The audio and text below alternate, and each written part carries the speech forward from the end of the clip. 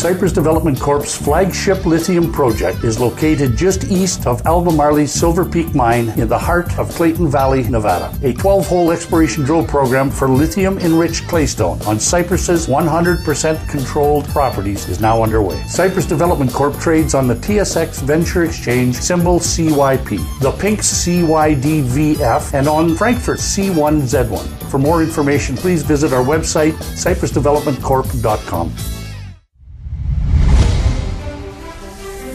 Welcome to the Goddard Report. Comments made on the Goddard Report and TalkDigitalNetwork.com are an expression of opinion only. Here is Jim Goddard. My guest is award-winning investigative reporter Bob Mackin. He's also the publisher of TheBreaker.News, his website, TheBreaker.ca. Welcome back to the show, Bob. Thank you. Bob, who's officially running for mayor in Vancouver so far? Well, we've got 5 people who have actually filed their papers.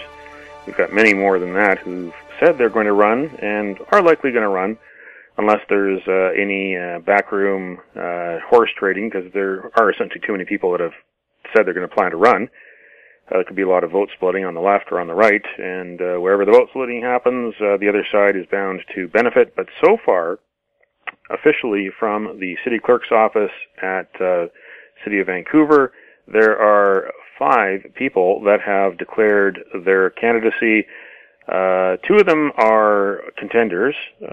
Y. Young, the Coalition Vancouver leader, the former Vancouver South Conservative MP under Stephen Harper, and Hector Bremner with his Yes Vancouver slate. Hector Bremner, the rookie city councillor who was elected in the by-election last October, who is under fire for keeping his day job. He's still a vice president at the Pace Group communications company, a public relations firm, a lobbying firm. He's done lobbying for clients since he joined that company in 2015 after working in the BC Liberal government as an assistant to Rich Coleman, Deputy Premier. Hector Bremner, of course, is running against Y. Young and a bunch of others who said they're going to run. But so far, there's 5, Y. Young and Hector Bremner, as well as Catherine LaRouge-Tell. Now, she is interesting, especially her name, LaRouge-Tell, because she's a communist. No, that's the truth. She has run as a Communist League candidate in Quebec and in Calgary. And unless Vancouver gets hit by an asteroid and all the other people on the ballot expire, and Catherine LaRouge-Tell is the last one left, unless that happens, unless that scenario happens, I'm predicting Vancouver will be her latest defeat in her run for top political office. Also, Golak Boudet, who has run for office before, and Angela May Dawson, who I don't know too much yet about, but those are the 5 people so far who have filed their papers, and there will be more because the window opened September 4th. It closes September 14th. Lots of time left for people to throw their hat in the ring. Of course, the election's October 20th.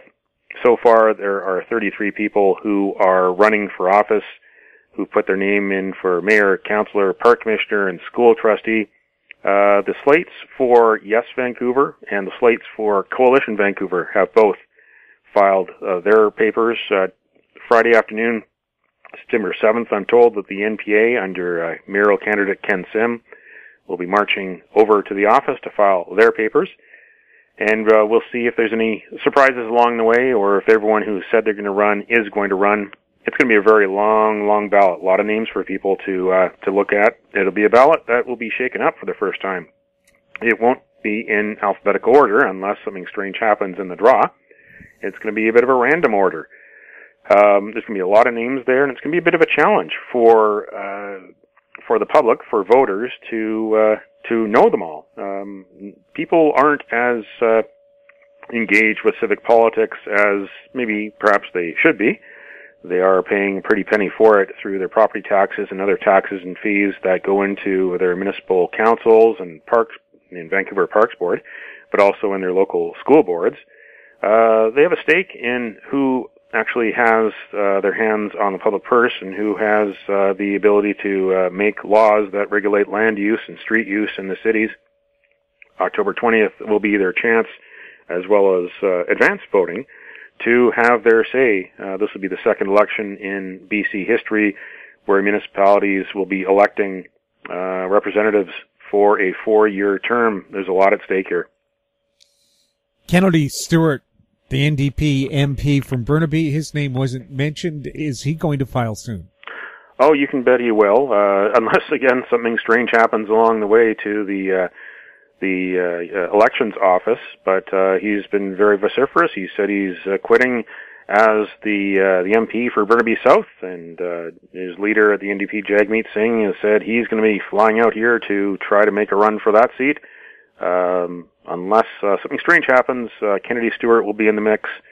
And the others too. Ken Sim, of course, is planning to file tomorrow. You've got Ian Campbell for Vision Vancouver, Shauna Sylvester, the Independent, and David Chen from Pro Vancouver, and one of the more recent additions, Fred Harding for Vancouver First. Those are the main people that have said that they're going to be running, and people that I expect will file papers. Vancouver First, is that a new organization? They ran candidates in 2014 as well.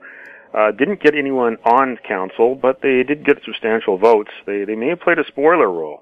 They are a center-right party. Jesse Joel is essentially their president. He's a former NPA member. He had hopes of running for city council with the NPA. He started his own party. He actually proposed Vancouver First as a new name for the NPA. In 2014, again, they didn't have any victories, but they did gain a substantial number of votes. They did have a few miscues along the way. They welcomed with open arms Ken Dunaic and Sophia Wu, the former NPA school board members, who were part of a controversy over gender identity and the washrooms at schools. There's a lot of people that want washrooms for transgendered students to go to.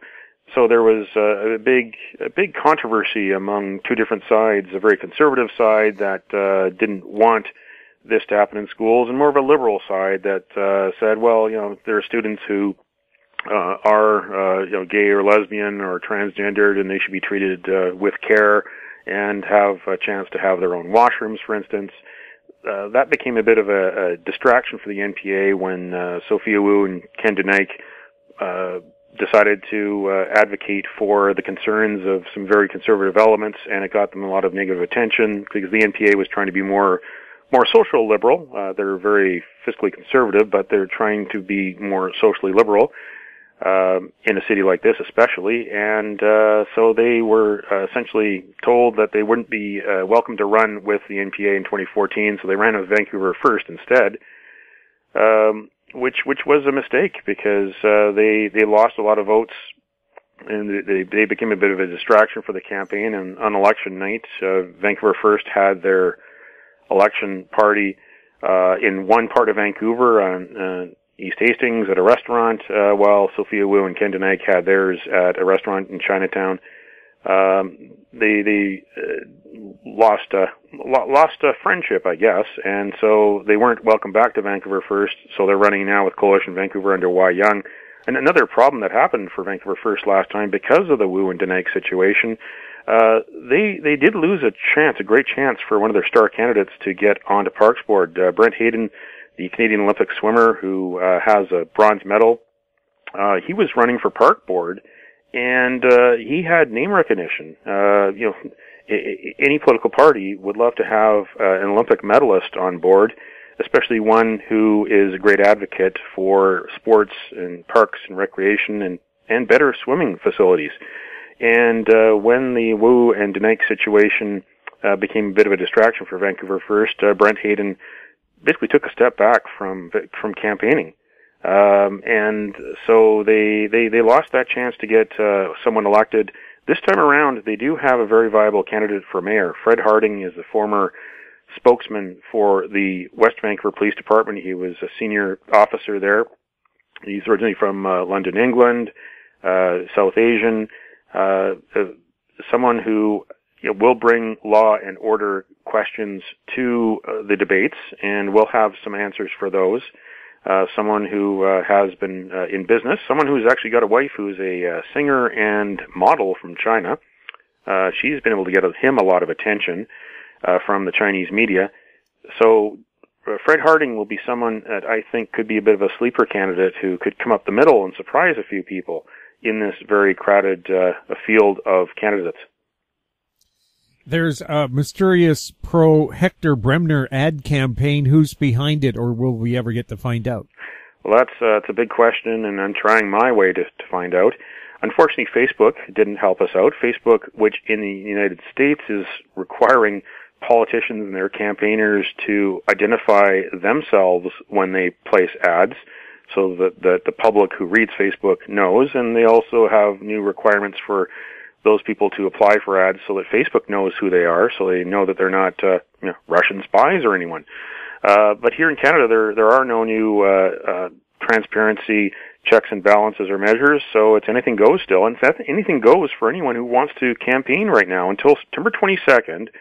Elections BC tells me that it can't and it won't do anything because the law basically leaves it open for anyone to campaign, spend as much as they want before the actual election period starts. And the election period starts, you've got to be if you're a third-party advertiser or a candidate, you've got to register, and you've got to eventually disclose what you spent and what you raised and who you raised money from. But between now and September 22nd, so just before the around 11:59 p.m. on September 21st, anyone can do anything. And we're seeing this Facebook page for the Vancouverites for Affordable Housing and this billboard campaign that's promoting Hector Bremner. Vancouverites for Affordable Housing, I checked this morning. This entity does not exist as a society, as a corporation, or as a firm based on the registration with provincial government. We don't know who they are. They don't put their name, personal name, or company name on their communications. They're a mysterious group, and Tim Crowhurst, who's one of Hector Bremner's party officials, told the Georgia Straight that he didn't know who was behind it, but seemed quite grateful that someone was behind Hector Bremner's messaging. And I'm not believing that at all. Someone knows something about this, and maybe they just don't want to tell us, because the way that the laws were written by the NDP took a big victory lap last year when they banned big money. You know, you're not allowed as a corporation or as a union to make donations anymore, and it's supposed to be individuals only, capped at $1,200 a year per party or candidate. Well, the NDP took a big victory lap on that last year, but they let there be loopholes. Loopholes you could drive the C-bus through. And I wonder if they did that in order to help their friends at Vision Vancouver or help their friends at the Burnaby Citizens Association. It certainly wasn't responsible. And David Eby is the Attorney General, and he's used the analogy of, in the context of gambling crime, the waterbed analogy that you're just going to displace the criminals to another place. Well, in some ways, if you're to apply that analogy to elections financing, they're just displacing the money elsewhere. The money is still going to fall in some way, shape, or form like it did before, but it's going to fall in a different way. And if it can fall in this way, with really no regulation and no oversight, for anonymous campaigns to happen to promote the candidacy of a certain candidate or a certain party, this is not good for democracy. I think the public wanted better, wanted more when the NDP said that they were going to do more and do better after the BC Liberals really let this whole situation fall into great disrepair for all parties involved.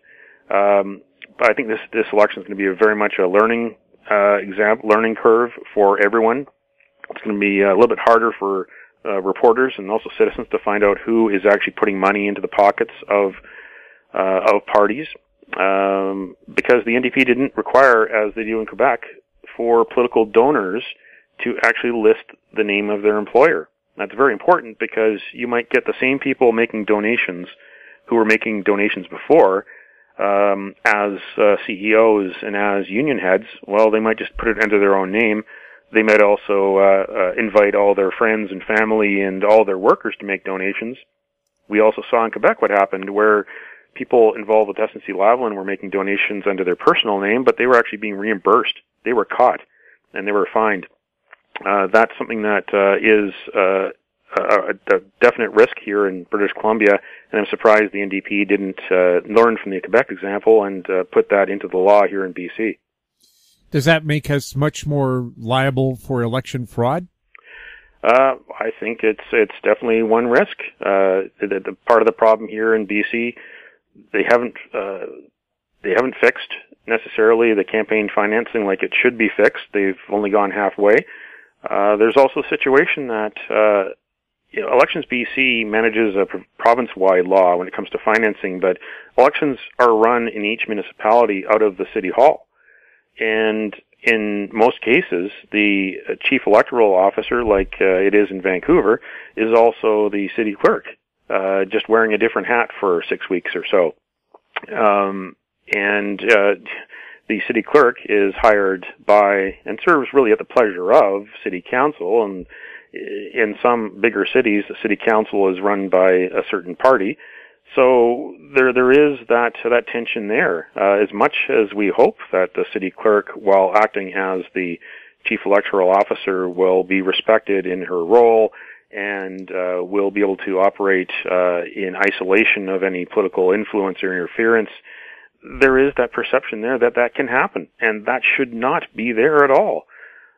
But for the fact that you've got one person wearing two hats in that position, I think that there's got to be some way that Elections BC in future can become better and more involved on a local basis, or there can be even a regional office of Elections BC that could handle, for instance, Metro Vancouver elections. It could handle elections in the Capital Regional District. It could handle elections in the Okanagan. I think that's the way it's got to go in the future, because there's always complaint when it comes around to elections of any sort about the fact that voter turnout is always a disappointment. Sometimes it might tick upward. You might have more people coming to the polls, an increase here and there, but the next election sometimes shows a decrease. Some of that could be because the public doesn't trust the integrity of the system, and that is something that I believe is very unfortunate. We saw here in Vancouver in 2014 various situations, polling stations running out of ballots, having to stay open later, people being told to go to the wrong polling station by City Hall, some serious allegations then that weren't really investigated because Elections BC said, well, that's not our jurisdiction, and then City Hall in Vancouver said, well, we don't really think there's anything there. But of course, the City Hall in Vancouver, the city clerk's office, resides under the city manager's office, and the city manager is hired himself by the mayor. There needs to be more checks and balances, more transparency, more accountability, just so that we don't have one citizen. If one citizen is unhappy or not trusting the system, then the system is a failure. Everyone should have trust in the system, and unless you have that transparency and accountability, then you do have people that have reasonable concern. We'll have more with Bob Mackin right after the break. Avon Resources Limited is a gold exploration company with significant projects in British Columbia, Saskatchewan, and the Yukon. Trading on the TSX Venture Exchange, symbol ABN, and the pink symbol ABN-AF. Surrounded by world-class gold deposits and mines, Avon's 23,000 hectares Forest Kerr Gold Project is located in the heart of the Golden Triangle in northwestern BC. For more information, visit us at avonresources.com. I'm Kelly Jennings, CEO of Powerband Solutions. Powerband is a cloud-based provider of auction, inventory, and finance solutions that make buying, selling, and financing vehicles more efficient. Powerband Solutions trades on the TSX Venture Exchange symbol PBX and on the OTCQB symbol PWWBF and on Frankfurt symbol 1ZV. For more information, please visit us at powerbandsolutions.com.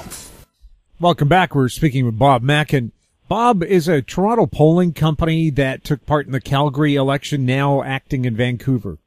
Yes, indeed. Some people around Vancouver were surprised on September the 5th when they got a phone call from Main Street Research, a company which has done polling throughout the years in various parts of Canada in concert with Postmedia, the Postmedia chain of daily newspapers, and they became part of the story last fall during the Calgary municipal election when they did 3 polls that said that Naheed Nenshi, the mayor, was going to go down to defeat. Bill Smith, the challenger, was going to win, and they missed the mark. Naheed Nenshi won another term, and there was a lot of attention paid to Main Street as well as its methods. The company did a lot of soul searching and said that they missed out on younger voters. They were going to do better data next time, but they needed to perfect their systems and do a better job. Mea culpa. We'll fast forward to this week, and Main Street Research did a robocall poll in Vancouver of Vancouver voters. They asked questions to find out about the federal and BC preferences for parties and leaders. Then they led into the questions about Vancouver issues, about the housing crisis, Kinder Morgan pipeline expansion, provincial housing, speculation tax, downtown revitalization, property taxes, traffic, streets, bicycle lanes, homelessness. They asked about various candidates and parties. They had some omissions. I thought that was rather interesting. They didn't mention the COPE party or One City party, the two of the left-wing parties that are running, but they mentioned the other parties. When they asked the question for mayor, they didn't mention Fred Harding from Vancouver First, but when they asked their question about the parties later on, they did mention Vancouver First. They mentioned the name of a mayoral candidate who I haven't heard of before, and I've asked some other people. Maya Richards, I don't know who that is. I don't know why her name was mentioned in the list. The questions did include some questions about whether the mayor should have city council experience. There's only one mayoral candidate that does have city council experience, albeit very small, which is Hector Bremner. Another question that was asked was something that came seemingly straight from Hector Bremner's Facebook page about a proposal that he's saying he would take, if elected, to the provincial government to tax half of the profits on the sale of unimproved residential housing within 24 months of a sale. That was one of the questions there. I thought that was interesting as well. And of course they asked a question about how would you rate the performance of Gregor Robertson as mayor over the last term. So don't know who the client is on this, but it's Main Street Research, which did the poll, and you can go to thebreaker.news and you can listen to most of that phone call, the questions that were asked, and it's going to be more of the same. There's going to be other polling companies getting involved. There will be campaigns also doing robocalls to promote their candidates, and this is how campaigning is done these days, through data, through communications. And for anyone listening out there who wonders how they get your name and your phone number, well, if you sometimes fill out some of these email polls that political parties send you, well, that's the way they get the information. They also go and buy information from databases that may have your personal information. The key to this, though, is that every person has a right to know how their information is obtained and how it is stored. You can write a privacy request to any political party, any political candidate, and say, I've got the right to see what you have on me, so please show it to me. We'll have more with Bob Mackin right after this. I'm Brian Fowler, president of Blind Creek Resources Limited, listed on the TSX Venture Exchange, ticker symbol BCK. Blind Creek is focused in the Yukon, Northwest Territories, and British Columbia. The company's key property is the Blend Project, one of the largest undeveloped lead-zinc-silver deposits in Western Canada, plus plans to advance the recently acquired, fully permitted historic engineer gold mine in the Atlan District of Northwestern BC. Check us out at blindcreekresources.com. Don't miss out. Stay informed. Receive the HowStreet.com weekly recap with thought-provoking podcasts, radio, and articles delivered to your inbox. Sign up for the HowStreet.com weekly recap on our homepage at HowStreet.com. Welcome back. We're speaking with Bob Mackin. Bob, Lisa Helps, the mayor of Victoria. Is she going to be in for a tough ride, and will her campaign be hurt with her tearing down the statue of Sir John A. Macdonald? Well, it certainly is becoming an issue that she thought would last 1 week, but it hasn't. And in fact, the sculptor, John Dan, who created that back in 1982, was in Victoria at the legislature where they had a press conference for Michael Gagan to announce his candidacy for mayor. He's now among 5 people who are challenging Lisa Helps for the mayoralty. They want to make her a one-term mayor. Mike Gagan has the support of John Dan, who was contemplating a run for mayor himself. He's not happy that his statue was essentially denigrated and then put into storage, when in fact, he created the statue as it was a historical record of John A. Macdonald, who was not only Prime Minister of Canada at the very beginning of Confederation, but also a Member of Parliament for Victoria. Well, Mike Gagan has thrown his hat in the ring, and he's pledged to bring it out of storage and find it a new home. He even suggests that they create another statue to go along with it, maybe a statue of Kim Campbell, Prime Minister briefly for the Conservative Party back in the early 1990s, and she's actually a Port Alberni native. So he thinks that as much as John A. Macdonald did some great for Canada, building the railway and being the father of Confederation, he does have some major blemishes. The residential school system. That story should be told, and it's, as he said, not something that should be forgotten or erased from history. It should be marked as such appropriately. So he wants to bring it out of storage.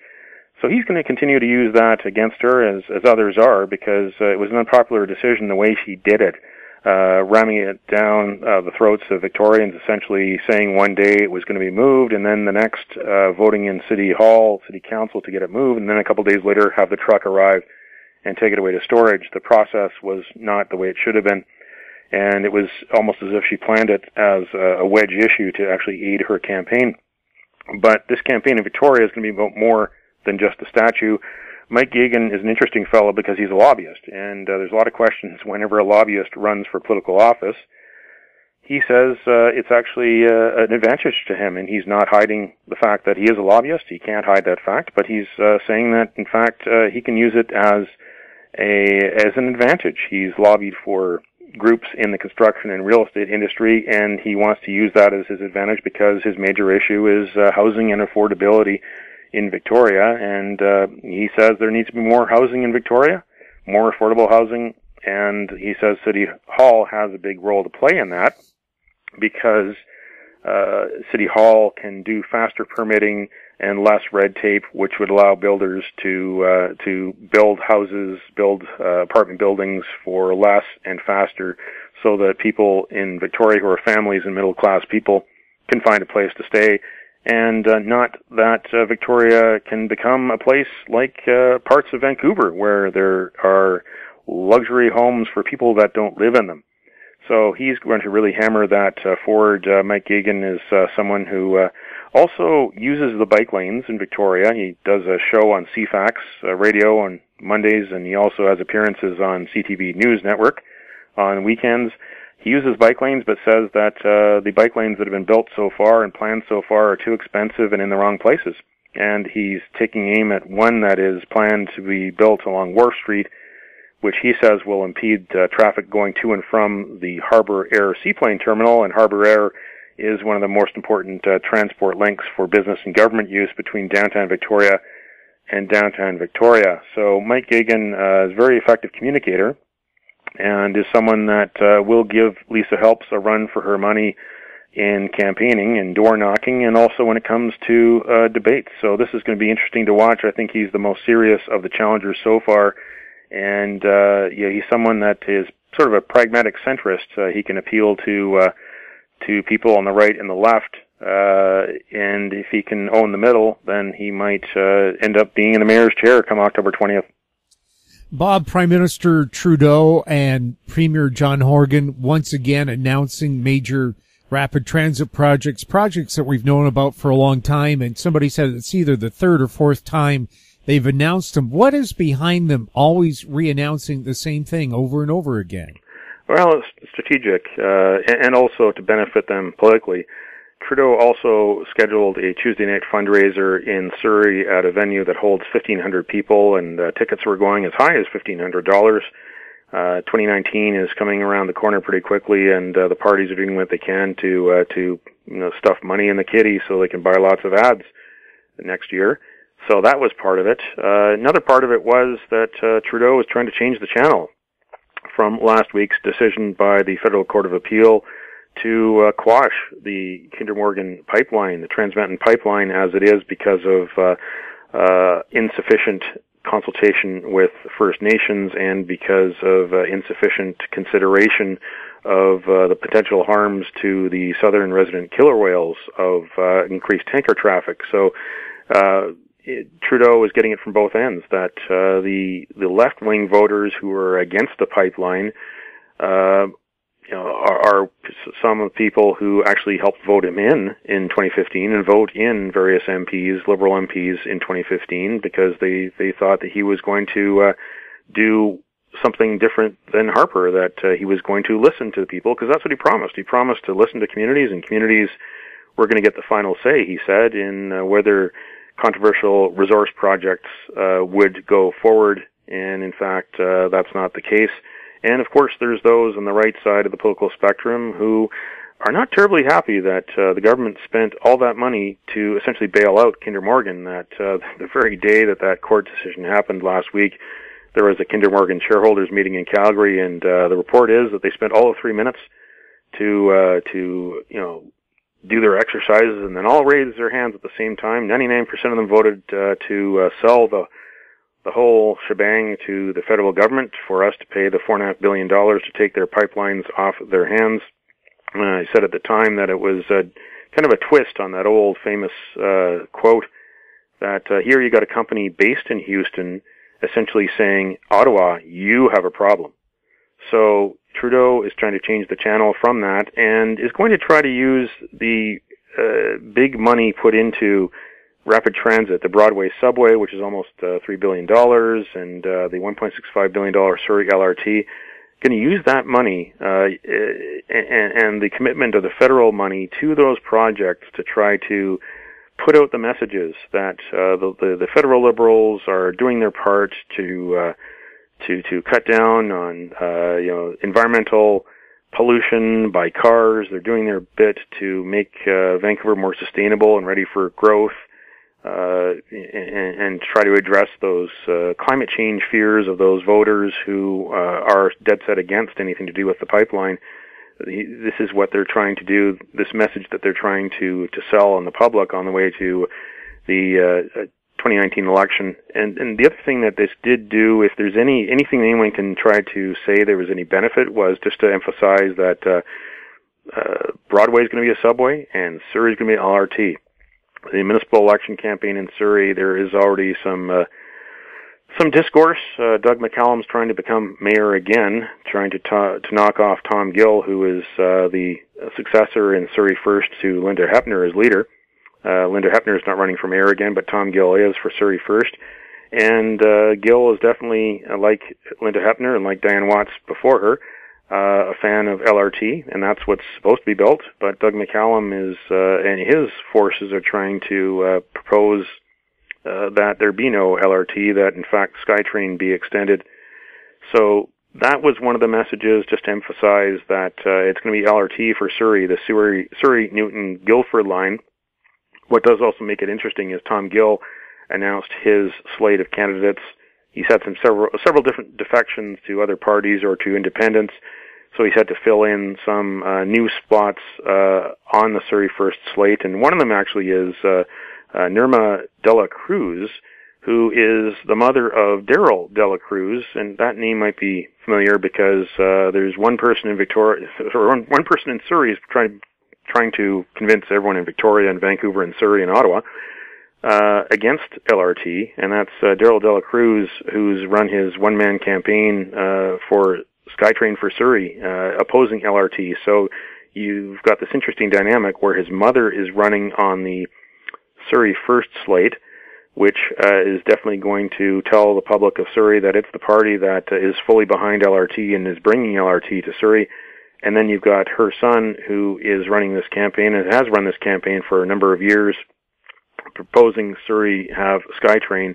And even though his campaign doesn't seem to have more than a few dozen supporters, it has garnered a lot of media attention, and there has been a lot of misinformation and disinformation about LRT. But LRT has been chosen by the powers that be in Surrey because they're trying to build a city there, and you build cities around smaller scale transportation like LRT, not SkyTrain. And in fact, a similar debate is going to happen in Vancouver, where you're having a number of candidates, Colleen Harwick from the NPA is one of them, who are really proposing that City Hall dust off that old streetcar plan. There were supposed to be streetcars running around parts of Vancouver by now, but instead Vision Vancouver went all in basically on the SkyTrain concept at the detriment of trolleys, of trams. I mean, this is a city that was built around rail systems in Vancouver, down to Steveston, out to Burnaby, way back when, until the late 1950s, when the powers that be at the time decided they were going to replace rail with rubber, and buses became the norm. Bob, thank you so much for chatting with us. Thank you. My guest has been award-winning investigative reporter Bob Mackin. He's also the publisher of thebreaker.news, his website, thebreaker.ca. If you have any questions for Bob or any of our other guests, you can send them to info@howstreet.com. I'm Jim Goddard. Thanks for listening. Comments made on the Goddard Report and TalkDigitalNetwork.com are an expression of opinion only. The Goddard Report is available online and mobile at TalkDigitalNetwork.com. The Goddard Report is a production of Howe Street Media Incorporated.